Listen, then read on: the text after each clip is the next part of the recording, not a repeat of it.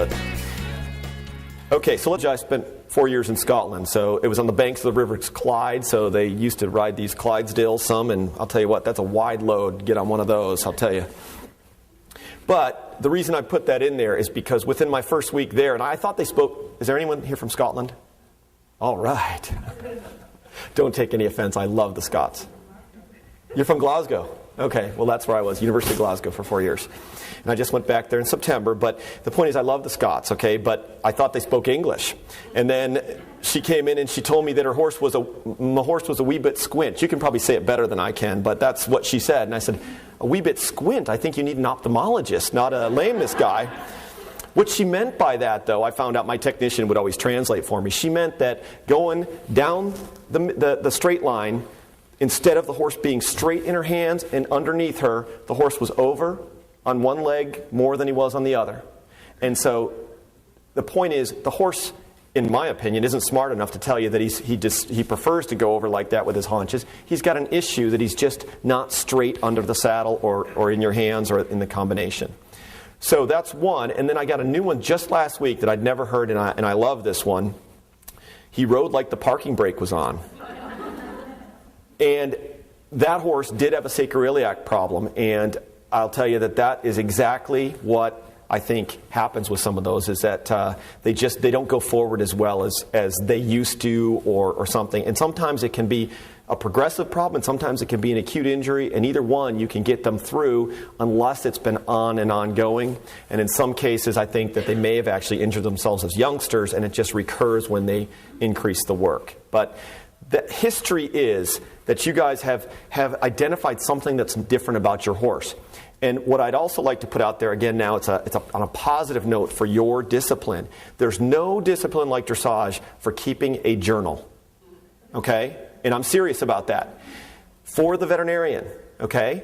Because when I start asking you questions, how long has this been going on? Geez, I think it was a week. No, that's right. He did something 3 months ago. And keep a journal. I don't care if you make an entry every day or you make an entry once a month. It will help you, your trainer, and your veterinarian, if a problem occurs, to know, you know what, he was perfect at his half passes back in January, but now in November, he's just a little bit this. I'll tell you what, and then when you bring the horse in, my place is a referral, so you'd come in after your veterinarian's looked at the horse. You've got something for me. I actually ask my clients to email me ahead of time, and some clients are, wow, it's a book, okay? And as I flip through the pages looking at what they say, I usually don't read the whole thing before I see the horse, but at least I've got it on the computer. I look at the horse, maybe we do a bone scan or something, and then I might go back to what they've written. And sometimes it comes to me as to what I think is wrong, or more importantly, what I think the prognosis is and what the treatment is going to be, if I can see what's been going on over the past months, year, whatever. So that's what it is about this history, is you keeping it is a huge aspect of the lameness examination. Anytime I talk about imaging, I always talk about physical examination. In my practice, and my mentor 25 years ago said, you always touch the horse. Always. Now, I will tell you that warm bloods are much, much more difficult to find an abnormality when we touch them compared to thoroughbred racehorses, quarter horse racehorses, and show Arabians. Okay? There is and part of that is because they've got the thick skin of the warm blood, they've got the thick structures, it's more difficult to find an abnormality. But if it's there in the branch of the suspensory or the superficial flexor tendon, my opinion is you better find it before you even go to the next level. So we always examine the horses as soon as they come in. It's the first thing I do. And then the gait analysis. And we're going to spend just a little bit of time talking about this. I spend a lot of time with lameness exams under saddle in dressage horses specifically. I do it in other disciplines, but in dressage, and that goes for pre-purchase exams as well. Why? Is because, yes, seeing them on the lunge line is good because then you see them moving, and that's fine. In my practice, though, sometimes the horse doesn't lunge. In other words, it's an upper-level warm blood that they don't lunge the horse, and so he's not going to be well-behaved, and so he might hurt himself on the lunge line. So I say, fine, in that case, we'll just watch him go under saddle.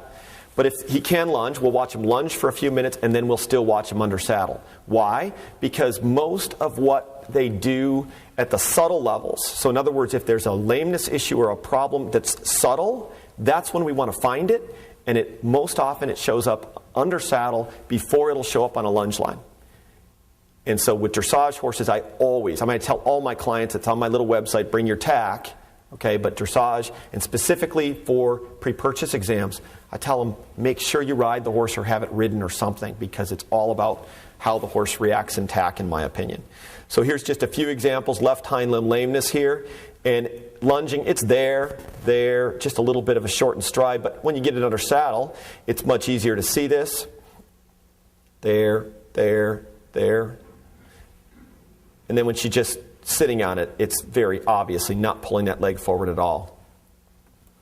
And then another one is then switching diagonals. So here she is on the correct diagonal. Outside right hind limb is lame. There. And then she switched to the incorrect diagonal, and it's a stickier right hind limb lameness. It's easier to see that. But important to me to tell you this is that when I asked even the professionals that come in to switch diagonals, some of them will say, oh, well, I don't know if he feels worse or not because I've never ridden him on the incorrect diagonal. He just feels weird, okay? What I highly recommend to all my clients is that they switch diagonals at least once a month, if not once a week, while they're riding, so that they know how the horse feels on the incorrect diagonals. And then also, because a lot of times, like in this gray horse we're looking at here, very subtle abnormalities will become more evident, especially in the hind limbs, when the horse is on the incorrect diagonal. So again, I recommend to the people that I know, switch diagonals periodically on your horses at home, because you'll pick up things sooner, and you'll also get used to feeling what it feels like on the incorrect diagonal. Now, sometimes with the lameness exams under saddle, we get some information we didn't know about.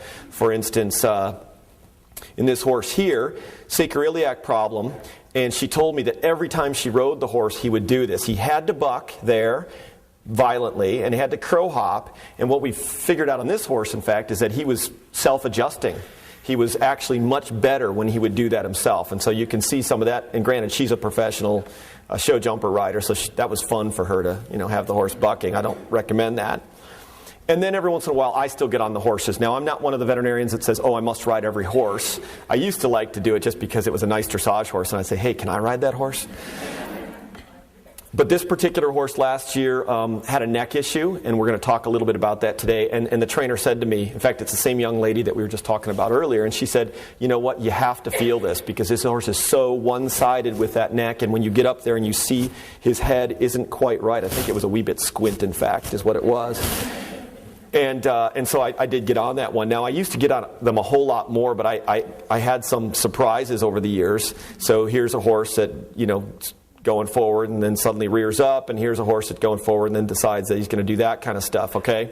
And the interesting thing about these is this horse, the owner refused to tell me that ahead of time. In California, a lot of the horses don't come with the clients. They get shipped in, so I never meet them. I just talk to them on the phone. This one, she didn't want to tell me this because she was afraid I wouldn't ride the horse and see it. This one, unfortunately, the gray horse, was a young European trainer who had just come over and was starting to work with the horse, and she didn't want to tell the owner. So I never talked to her, the trainer, I just talked to the owner. And the owner says, yeah, ride the horse. Fine, she's very well behaved. Well, evidently this horse had been doing this for a couple of months, and the poor trainer felt like she'd be sent back home if she wasn't doing a proper job. And yet, both of these were coming from physical problems. I just don't like the thrill anymore, okay? I prefer that you guys tell them. Okay, and then in the diagnosis, regional anesthesia. I'm not going to spend much time with this other than to say that it is important. I just don't do much of it myself because most of the time the horse has been blocked out before they come in. So whether it's blocking the foot like you see over here or whether it's into a joint, it is an important part. It's not the be-all and end-all of the exams. And part of that now is because we've gone so much further ahead with diagnostic imaging that the blocking is important to tell us, okay, it's definitely the foot and it's not the shoulder or something like that. But the diagnostic imaging has taken us into a new realm, and we use the regional anesthesia as part of that.